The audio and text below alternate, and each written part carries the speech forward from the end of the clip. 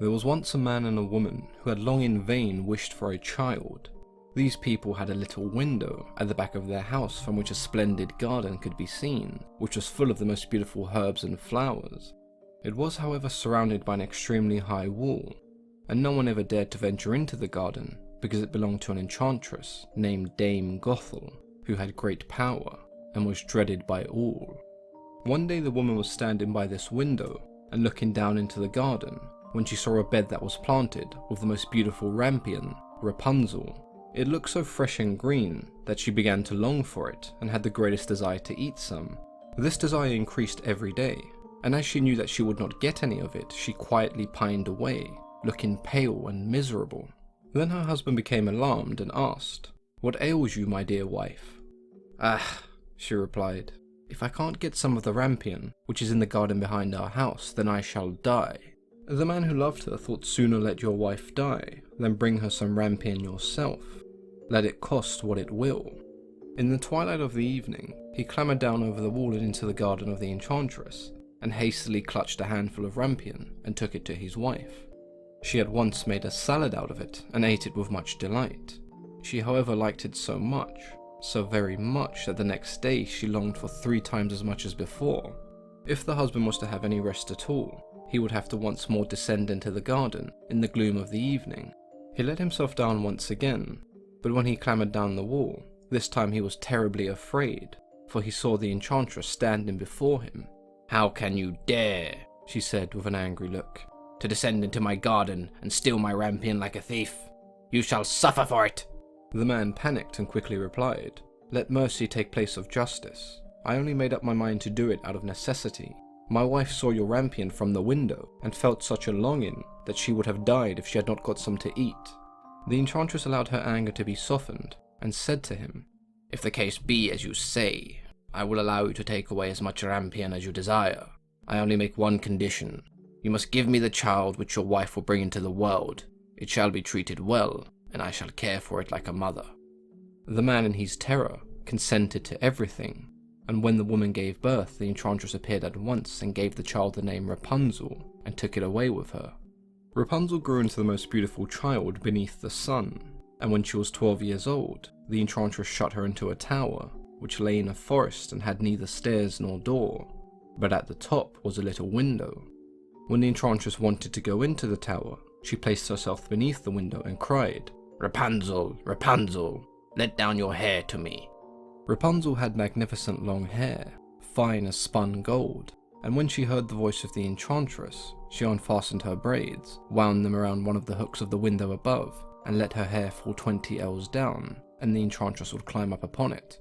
After a year or two, it came to pass that the king's son rode through the forest and went by the tower. He heard a song, which was so charming that he stood and listened. This, of course, was Rapunzel, who in her solitude passed the time by letting her sweet voice resound. The king's son wanted to climb up to her, and looked for the door of the tower, but none could be found. He then rode home, but the singing had so deeply touched his heart that every day he went through the forest and listened to it.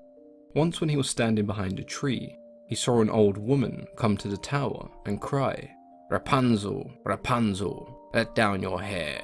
Then Rapunzel let down her braids of hair, and the enchantress climbed up to her. "If that is the ladder by which one mounts, I will at once try my fortune," said he, and the next day when it began to grow dark, he went to the tower and cried, "Rapunzel, Rapunzel, let down your hair." Immediately the hair fell down, and the king's son climbed up. At first Rapunzel was terribly frightened, when a man such as her eyes had never yet beheld came to her, but the king's son began to talk to her, quite like a friend. He told her that his heart had been so stirred that it left no rest, and that he had been forced to see her. And then Rapunzel lost her fear, and when he asked her if she would take him as a husband, and she saw he was young and handsome, she thought, "He will love me more than Dame Gothel does," and she said yes, and laid her hand in his. "I will willingly go away with you, but I do not know how to get down. Bring me a skein of silk every time that you come, and I will weave a ladder, and when the ladder is ready, I will descend, and you will take me on your horse." They agreed that until this time came, he would come during the evening, as the old woman came by day. The enchantress remarked nothing of this, until Rapunzel once said to her, "Tell me, Dame Gothel, how it happens that you are so much heavier for me to draw up than the king's son. He is with me hardly a minute."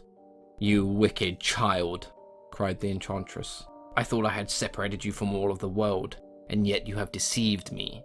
In her anger, she clutched Rapunzel's beautiful hair, wrapped it twice around her left hand, seized a pair of scissors with the right, and snip snap, the lovely braids now lay on the ground. And she was so pitiless that she took Rapunzel into the desert, where she would have to live a life of grief and misery. On the same day that she cast out Rapunzel, the enchantress fastened the braids of the hair which she had kept onto the hook of the window, and in the evening when the king's son came and cried, "Rapunzel, Rapunzel, let down your hair," she let the hair down. The king's son ascended, but he did not find his dearest Rapunzel above, but the enchantress, who gazed into him with a wicked and venomous look. "You would fetch your dearest, but the beautiful bird no longer sits in the nest. The cat has got it, and I will scratch out your eyes as well. Rapunzel is lost to you, and you will never see her more." The king's son was beside himself with pain, and in his despair he leapt from the tower. He escaped with his life, but the thorns in which he fell pierced his eyes. Then he wandered quite blind around the forest. He ate nothing but roots and berries, and did nothing but lament and wept over the loss of his dearest wife. Thus he roamed about in misery for some years, and after some time he came to the desert, where Rapunzel with her 2 twins that she had given birth to, a boy and a girl, lived in wretchedness. He heard a voice, and it seemed so familiar to him. When he approached, Rapunzel knew him, and embraced him and wept. 2 of her tears ran down his face and into his eyes. They began to grow clear, and he could see with them just as before. He led her to his kingdom, where they were joyfully received, and they lived for a long time afterwards, happy and contented. When I was a young child, my parents would often read fairy tales to me. Now these fairy tales were worded and told in a way that was deemed suitable for children, which clearly differs to the themes and the way the original Grimm fairy tales were told. The Grimm tales have very clear moral messages and lessons behind them, and over the next few months we'll be exploring some more of these tales, and hopefully you can see how over the years some of these stories may have changed. The story of Rapunzel does have quite a few morals that we can take away. I've seen some people claim that the story warns against greed, with the woman craving the Rapunzel herb so much that it eventually causes her to lose her daughter. But it's important to note that the woman was pregnant, and as we know during pregnancy, women do have weird cravings, so I wouldn't really consider this a message against greed. The story does however teach children the consequence of stealing. The man of the pregnant woman, instead of asking the enchantress if he could have some Rapunzel, chose to steal it from her garden, and as a result it does ultimately end up in the enchantress being far less sympathetic towards him and taking his daughter. The story does arguably also teach the value of patience and determination. Rapunzel, despite being locked away, still remains patient and optimistic, and she does eventually meet the king's son, but even at this point further patience is required as they hatch a plan to escape that will also take some time. When the king's son first hears Rapunzel, he attempts to climb the tower, but he sees there is no door, and this task may be impossible. The prince refuses to give up and continues to return every day, and he does eventually see how Dame Gothel scales the tower, showing us that if we remain determined, even the impossible is achievable. Another message that seems to be instead directed towards adults is that children eventually grow up, and that is something they have to accept. We see Dame Gothel attempt to shelter Rapunzel from the world, locking her in a tower, but when she meets the prince she feels that it's time to begin her own life, moving away from her mother. Rather than taking the approach that Dame Gothel does in punishing Rapunzel for attempting to live her own life, parents should accept that this is a natural process and support their children.